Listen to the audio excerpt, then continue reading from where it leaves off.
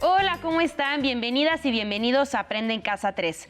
Espero que ya tengan todo su material y sobre todo todas las ganas de comenzar con esta sesión de lengua materna español para sexto grado en compañía, por supuesto, de la maestra Gaby Rivas. Bienvenida, Gaby. Muchas gracias por esa bienvenida, María. Y pues comparto la alegría de acompañar a nuestros estudiantes en casa y de estar aquí en el estudio contigo. Gaby, estudiantes en casa. Antes de iniciar, iremos con Ajolisto, que nos tiene preparado un mensaje muy importante. Adelante, Ajolisto. ¡Hola! Vamos a ver el siguiente video. Buenas prácticas para seguir adelante. Como todos sabemos, la COVID-19 es una enfermedad que se contagia muy fácilmente entre las personas. Por eso hay que continuar cuidándonos siguiendo las buenas prácticas que ya todos conocemos para evitar contagiarnos. Utiliza cubrebocas. No salgas de casa. Si tienes que hacerlo, recuerda que es obligatorio utilizarlo. Mantén una distancia mínima de 1,5 metros entre tú y los demás. Lávate las manos muy seguido con agua y jabón por lo menos durante 20 segundos o aplica desinfectante a base de agua y alcohol. Desinfecta las superficies de los objetos que más utilizas. También las cosas que compres en la tienda o en el supermercado. Sigamos luchando juntos contra este virus, cuidándonos los unos a los otros. Es muy importante continuar con las recomendaciones para evitar contagios de COVID. Trata de no salir de casa a menos que sea muy necesario. Si lo haces, utiliza el cubrebocas. Lava tus manos frecuentemente con agua y con jabón, por lo menos durante 20 segundos. Ahora es momento de seguir con el programa de hoy. ¿Listas? ¿Listos? ¡Muy bien! ¡Nos vemos pronto! La pregunta siguiente es, ¿qué haremos el día de hoy? En esta ocasión hablaremos y reflexionaremos sobre el análisis de textos. Me entusiasma muchísimo, Gaby. Pero, ¿qué tipo de textos vamos a analizar? En realidad no analizaremos ningún texto, más bien reflexionaremos sobre qué es el análisis y a partir de lo que hemos trabajado a lo largo del ciclo escolar, identificaremos cómo lo hemos llevado a cabo en algunos de los tipos de texto que hemos estudiado. ¿Qué vamos a necesitar para trabajar en esta clase?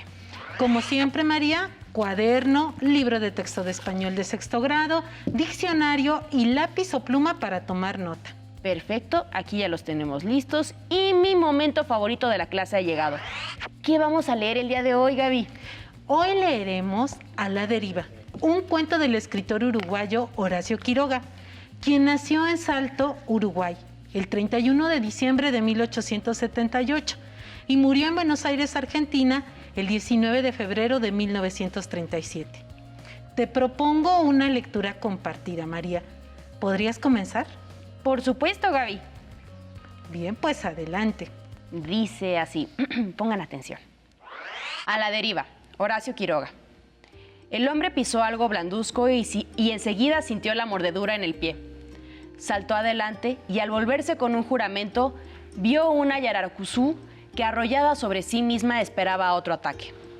El hombre echó una veloz ojeada a su pie, donde 2 gotitas de sangre engrosaban dificultosamente, y sacó el machete de la cintura. La víbora vio la amenaza y hundió más la cabeza en el centro mismo de su espiral, pero el machete cayó de plano, dislocándole las vértebras. El hombre se bajó hasta la mordedura, quitó las gotitas de sangre y durante un instante contempló. Un dolor agudo nacía de los 2 puntitos violetas y comenzaba a invadir todo el pie. Apresuradamente se ligó el tobillo con su pañuelo y siguió por la picada hacia su rancho. El dolor en el pie aumentaba, con cesación de tirante abultamiento, y de pronto el hombre sintió 2 o 3 fulgurantes puntadas que, como relámpagos, habían irradiado desde la herida hasta la mitad de la pantorrilla. Movía la pierna con dificultad. Una metálica sequedad de garganta, seguida de una sed quemante, le arrancó un nuevo juramento. Llegó por fin al rancho y se echó de brazos sobre la rueda de un trapiche. Los 2 puntitos violeta desaparecían ahora en la monstruosa hinchazón del pie entero. La piel parecía adelgazada y a punto de ceder, de tensa. Quiso llamar a su mujer, y la voz se quebró en un ronco arrastre de garganta reseca. La sed lo devoraba. Dorotea alcanzó a lanzar en un estertor: «Dame caña». Su mujer corrió con un vaso lleno que el hombre sorbió en 3 tragos, pero no había sentido gusto alguno. «Te pedí caña, no agua», rugió de nuevo. «Dame caña». «Pero es caña, Paulino», protestó la mujer espantada. «No, me diste agua, quiero caña, te digo». La mujer corrió otra vez, volviendo con la dama Juana. El hombre tragó uno tras otro 2 vasos, pero no sintió nada en la garganta. «Bueno, esto se pone feo», murmuró entonces, mirando su pie lívido y ya con lustre gangrenoso. Sobre la honda ligadura del pañuelo, la carne desbordaba como una monstruosa morcilla. Los dolores fulgurantes se sucedían en continuos relampagueos y llegaban ahora a la ingle. La atroz sequedad de garganta, que el aliento parecía caldear más, aumentaban a la par. Cuando pretendió incorporarse, un fulminante vómito lo mantuvo medio minuto con la frente apoyada en la rueda de palo. Pero el hombre no quería morir, y descendiendo hasta la costa subió a su canoa. Sentóse en la popa y comenzó a palear hasta el centro del Paraná.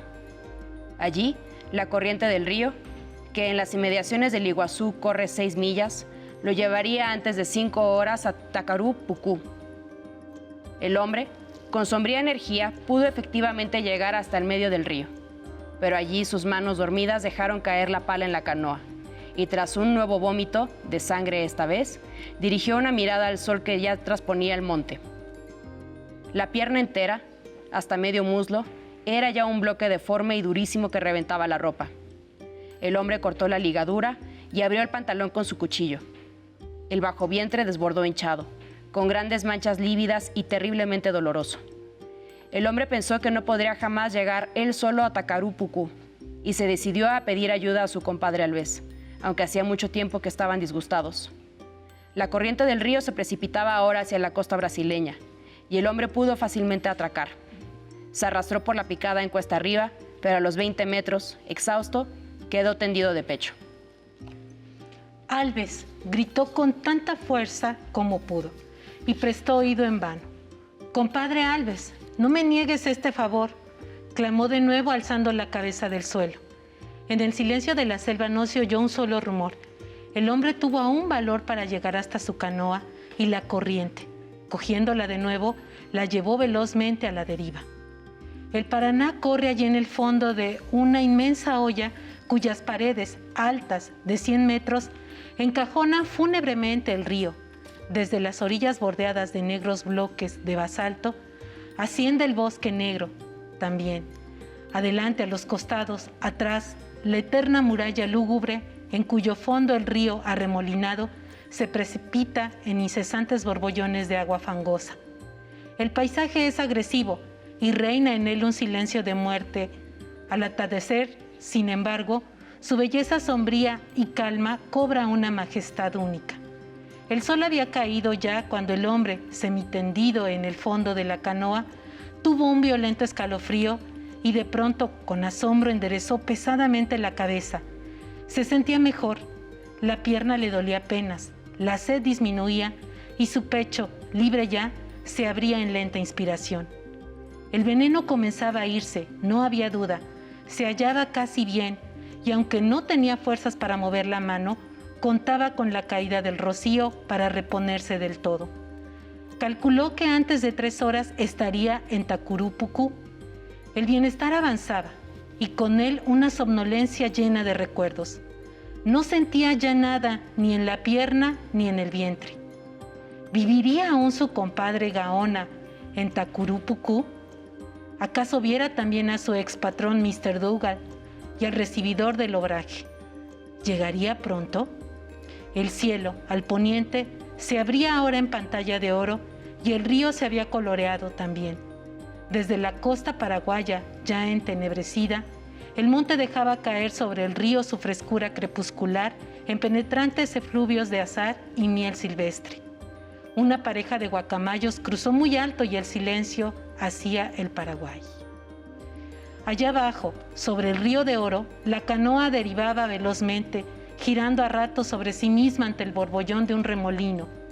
El hombre que iba en ella se sentía cada vez mejor y pensaba entre tanto en el tiempo justo que había pasado sin ver a su expatrón Dougal. 3 años? Tal vez no, No tanto. 2 años y 9 meses. ¿Acaso? 8 meses y medio. Eso sí, seguramente. De pronto sintió que estaba helado hasta el pecho. ¿Qué sería? Y la respiración también. Al recibidor de maderas de Mr. Dougal, Lorenzo Cubilla, lo había conocido en Puerto Esperanza un Viernes Santo. ¿Viernes? Sí, o jueves. El hombre estiró lentamente los dedos de la mano. Un jueves. Y cesó de respirar. Quiroga Horacio, A la deriva, Cuentos de amor, de locura y de muerte, Losada, Buenos Aires, 2007, página 64. ¿Qué te pareció el cuento, María? Gaby, te he de confesar que me pareció escalofriante, ya ando hasta pronunciando mal de lo que me impactó, Gaby. Como casi todos los cuentos de Quiroga, pues tiene esa misma sensibilidad. A mí también siempre me impacta la lectura de sus textos, no importa cuánto los conozca. Me gusta que la mayoría de ellos suceden en la selva y en los pueblos inmersos en ella. Sí, me gusta también que como autor, aunque utiliza tonos muy variados para narrar sus historias, a veces con humor, otras con cierto drama, ironía o hasta sarcasmo, una de sus constantes es que en su obra predominan los relatos crueles, donde la muerte pues siempre triunfa sobre los seres humanos. Es una forma de verlo, por supuesto. Eso es lo que te transmite como lectora. Ustedes, niños y niñas en casa, ¿qué piensan del cuento? ¿Les gustó? ¿Por qué? Escríbanlo en su cuaderno. Y pues muy bien, María, ahora sí, iniciemos con el análisis de textos. Me gustaría que reflexionaras sobre los diferentes tipos de textos que hemos leído y escrito a lo largo de este grado. Pues lo hemos hecho en diferentes momentos, Gaby, y después de la lectura de cada clase, la mayoría de las veces hablamos sobre el texto que se leyó, su autor y algunas de sus características. Así es, María. Tras nuestras lecturas iniciales que tanto te gustan, abrimos un espacio para conversar cosas como qué tipo de texto es, qué comprendimos de la lectura, o profundizamos un poco, como lo dijiste, sobre algunos de sus elementos. El análisis de texto nos da elementos para comprender lo que leemos y, como bien has dicho, lo hemos utilizado tanto en nuestros textos de lectura como para trabajar con los modelos de cada práctica social del lenguaje, pero también lo usamos como parte del proceso de producción de textos propios. Es decir, cuando escribimos para comprobar si realmente estamos comunicando lo que deseamos. Ah, tienes toda la razón, no lo había visto de esa manera. Así es que podemos decir que practicar el análisis tanto de lo que leemos como de lo que escribimos enriquece y afina nuestras habilidades de lectura y de escritura. Así es, María. Ahora, recordando qué es lo que hemos hecho al analizar los textos que has mencionado, ¿cómo definirías el análisis de texto? Diría que es profundizar en las características de un texto de acuerdo con su tipo para conocer más sobre él y así comprenderlo mejor. Muy bien, María. ¿Y qué consideras que necesitamos para llevarlo a cabo? Debemos tomar en cuenta que es una unidad donde la forma, es decir, la estructura, como la del cuento que tiene inicio, desarrollo y desenlace, y el fondo, es decir, el contenido y cómo se aborda, están relacionados y requieren ser congruentes y corresponderse entre sí para dar sentido al discurso. Efectivamente, María. Como forma del texto, se consideran aquellos elementos propios de la estructura, misma que varía de un tipo de texto a otro. Y en este rubro se incluyen presentación de la información, organización, partes del texto, tipo de lenguaje, redacción, gramática y ortografía. Por su parte, el fondo se relaciona con el propósito comunicativo, es decir, qué quiere comunicar el autor, mismo que está relacionado con los usos y funciones del texto. ¿Qué se dice? ¿Cómo y para qué? Y vaya que hemos trabajado textos a lo largo de este ciclo escolar. Así es, María. Su esfuerzo ha sido realmente sobresaliente. Ahora, ¿me podrías compartir cómo lo hicimos con un texto del ámbito de estudio que hayas disfrutado? Me imagino que seguramente será el del relato histórico. Claro, Gaby, ya me conoces bastante bien. Lo primero que hicimos fue leer diferentes tipos de relatos históricos que hablaban sobre el mismo tema, momentos importantes de la vida de mi amadísimo general Pancho Villa y del papel que desempeñó en la Revolución. Luego, a partir de la lectura, fuimos identificando las características de forma, como lo explicaste, su estructura, y observamos que, aunque eran diferentes entre sí, guardaban ciertas similitudes como un título, una introducción. Sin embargo, no en todos los casos era muy evidente un desarrollo y un cierre. Y también observamos el tipo de lenguaje, que era predominantemente formal, la forma de redacción que era en prosa y la ortografía que era muy bien cuidada, salvo cuando el autor metió a propósito errores para emular el habla de algún personaje. Perfecto, María, muy bien. Y en cuanto al fondo, ¿qué me podrías decir? Pues que identificamos el tema, es decir, mi generalísimo, y qué aspectos de su vida decidió destacar cada autor. También a partir de las lecturas identificamos el propósito, es decir, para qué se escribe un relato histórico e interpretamos también el propósito comunicativo de cada uno de los autores con su texto. Y allí también observamos semejanzas y diferencias, pues cada uno lo veía desde una óptica completamente distinta. Y también reconocimos que la información de los relatos históricos se basa necesariamente en fuentes que, como hemos visto en este momento, en historia pueden ser primarias o secundarias, porque su propósito es narrar un hecho, un proceso o un periodo, o como lo hicimos nosotros, abundar sobre un personaje. Muy bien, María. ¿Y qué hicimos después de identificar esas características en los modelos que leímos? Tomamos en cuenta esas características tanto para escribir nuestro propio relato histórico como para hacer la revisión y comprobar que no faltara ninguno de los elementos que habíamos encontrado, lo cual nos ayudó a corregirlo al final. Muy bien, María. Ahora, ¿me compartes cómo hicimos el análisis con un texto del ámbito literario? Sí, Gaby. Aquí elegiré el poema igual que con el relato histórico.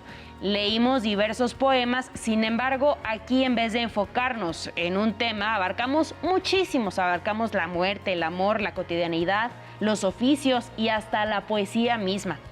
Clase con clase fuimos leyendo más de un poema y en todas las ocasiones nos enfocamos y profundizamos en diversas características de forma y de fondo. Identificamos características de forma y descubrimos que los poemas no tienen una estructura fija, que por el contrario, tienen estructuras diversas. La mayoría cuentan con un título y eso es algo que comparten muchos. Se dividen en estrofas y en versos, otros solo en versos. Algunos más se escriben a renglón seguido y están también los que forman figuras en la página. ¿Qué me dices, María, del tipo de lenguaje? Eso fue muy interesante, Gaby, porque al explorar los distintos modelos descubrimos que el lenguaje puede ser tanto formal como informal y que aunque predomina el uso del lenguaje figurado a través de figuras retóricas o literarias, también suele utilizarse el lenguaje literal. Muy bien, María. En estos textos también observamos cuidado en la redacción y la ortografía y las anomalías que encontramos, como escribir al inicio de cada verso con mayúscula, por ejemplo. Entendimos que era una licencia literaria que se permitía al autor para comunicar algo, como cuando en el relato histórico incluían errores ortográficos para emular el habla de un personaje. Y ahora, en cuanto al fondo, ¿qué podrías decirme, María? Pues identificamos los temas y, como lo dije hace un momento, descubrimos que son tan variados como la vida misma. ¿Y qué más podrías decirme? Reconocimos también el propósito y función de los poemas, provocar reflexiones, emociones, ideas o pensamientos en los lectores, a partir de un uso expresivo del lenguaje, claro está, y también que no siempre es claro el mensaje, pero que sin embargo la poesía siempre evoca o remueve algo en quien la lee o la escucha. Y en ese sentido también identificamos similitudes y diferencias entre los distintos modelos. Muy bien, María. ¿Y cómo continuamos? Igual que con el relato histórico y los otros tipos de texto que nos ha tocado escribir, tomamos en cuenta las características de forma y fondo que reconocimos en los modelos para escribir nuestro poema y verificar en la revisión que no le faltara uno solo de los elementos identificados para, por último, poder corregir y editar. Muy bien, pero les voy a pedir a ustedes, a María, niños, niñas en casa, que elijan un texto del ámbito de participación social y hagan un recuento sobre los pasos que seguimos para analizar los diversos modelos leídos y cómo aplicamos esos saberes al escribir el texto.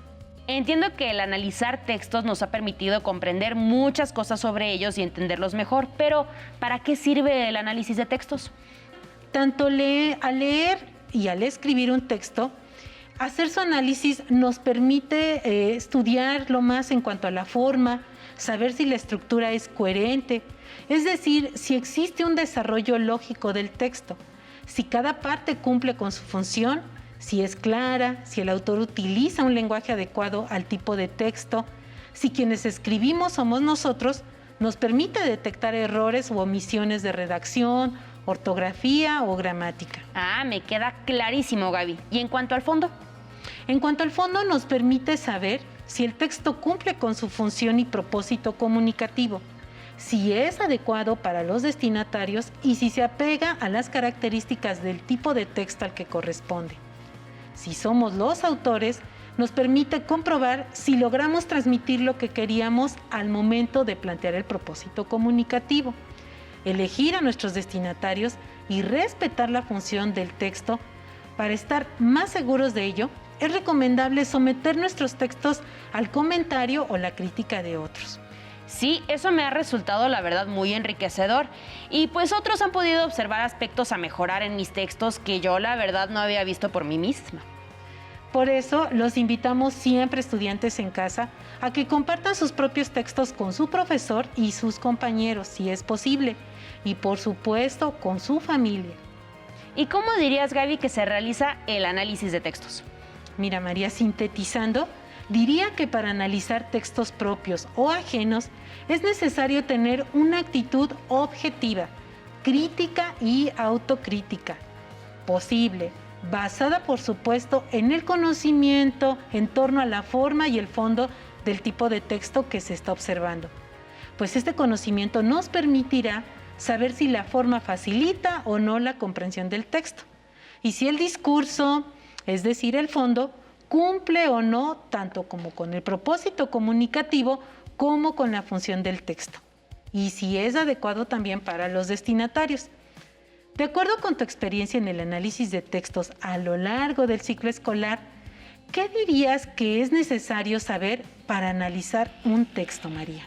Pues conocer los elementos de forma y fondo, es decir, la estructura y el tratamiento de cada tipo de texto, como lo hemos conversado, para realizar un análisis pertinente. Y también considero importante conocer o inferir la intención comunicativa del texto, tanto al leerlo como al escribirlo. Por ejemplo, como autores nos puede servir hacernos preguntas como ¿por qué escribo este tipo de texto? ¿Qué deseo comunicar? ¿A quién va dirigido mi texto? ¿Cómo puedo lograr mi propósito comunicativo? E inferir las respuestas a estas preguntas al leer los textos escritos por otras personas. Muy bien, María. Agregaría que tanto al leer, pero sobre todo al escribir, es necesario al realizar el análisis textual conocer también las reglas ortográficas y gramaticales. Pues Gaby, muchísimas gracias por este recuento. Espero que hayan tomado nota y nos vemos por aquí muy pronto. Hasta pronto, María. Si te es posible, consulta otros libros y comenta el tema de hoy con tu familia. Si tienes la fortuna de hablar una lengua indígena, aprovecha este momento para practicarla y platica con tu familia en tu lengua materna. Por hoy hemos terminado con análisis de diferentes tipos de textos de lengua materna español de 6º grado y espero que lo hayan disfrutado tanto como nosotros. Les damos las gracias a las maestras y maestros que el día de hoy nos dieron clase. Nos vemos, hasta la próxima.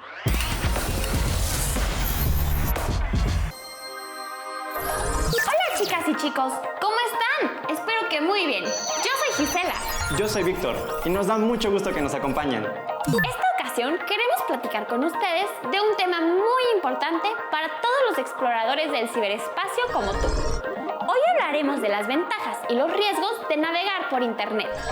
Pongan mucha atención.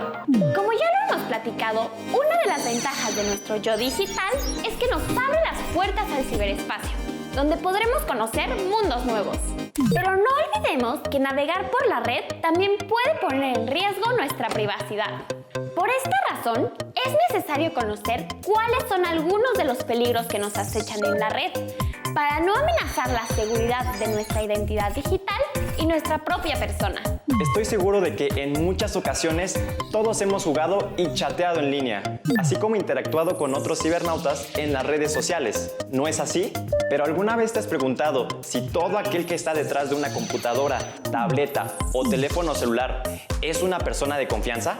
Pues déjame decirte que en el ciberespacio existen personas que no son lo que aparentan y que pueden disfrazarse de tus conocidos o amigos para hacer mal uso de tu información o intentar hacerte daño. Por lo tanto, es necesario que tomes en cuenta las siguientes recomendaciones para navegar de forma segura y así evitar poner en riesgo tu seguridad. Antes que nada, cuando navegues por internet es importante estar acompañado de un adulto de confianza, como puede ser mamá o papá. Cuando navegues por salas de chat, videochat, aplicaciones de mensajería instantánea o redes sociales, nunca debes compartir información, fotografías o videos que puedan poner en riesgo tu privacidad. Nunca y por ningún motivo compartas imágenes de tu cuerpo o partes privadas, ni siquiera si te lo pide algún amigo, familiar o conocido. Nadie tiene derecho a pedirte que lo hagas. Y si así fuera, aquellas personas podrían estar buscando hacerte daño.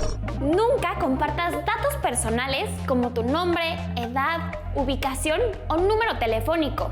Esta información es parte de tu yo digital y debes protegerla. Nunca platiques con personas que no conozcas y mucho menos aceptes reunirte con ellas, ya que esto puede implicar un grave riesgo para tu seguridad.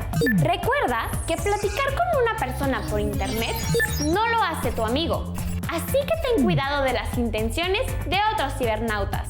Si hay algo que te incomoda o si existe alguien que te presiona a hacer algo que no quieres, recuerda siempre contárselo a un adulto de confianza. Cuando navegues por páginas de videojuegos o sitios web que no conozcas, ten mucho cuidado con aquello que descargas y sobre todo con aquellos anuncios sospechosos o engañosos. Algunos de estos mensajes o contenidos pueden ser virus o trampas, los cuales pueden poner en riesgo la seguridad de tu yo digital. Por último, es muy importante que nunca ingreses a sitios de contenido inapropiado o no aptos para tu edad. Si te encuentras con este tipo de páginas, lo mejor es cerrarlas inmediatamente o bien pídele a tu adulto de confianza que revise la privacidad y seguridad de los buscadores que utilizas. Así pues, siempre que navegues por la red, recuerda, tu yo digital te llevará a conocer mundos nuevos.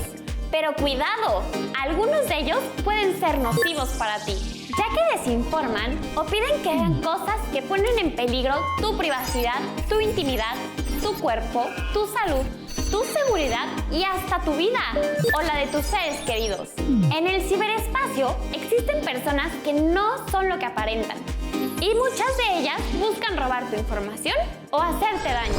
Todo aquello que es privado nunca debe compartirse en el ciberespacio. Tu seguridad es primero, así que ten cuidado y mucho ojo.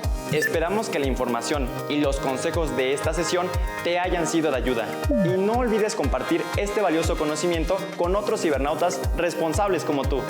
Hasta la próxima, chicas y chicos. Adiós.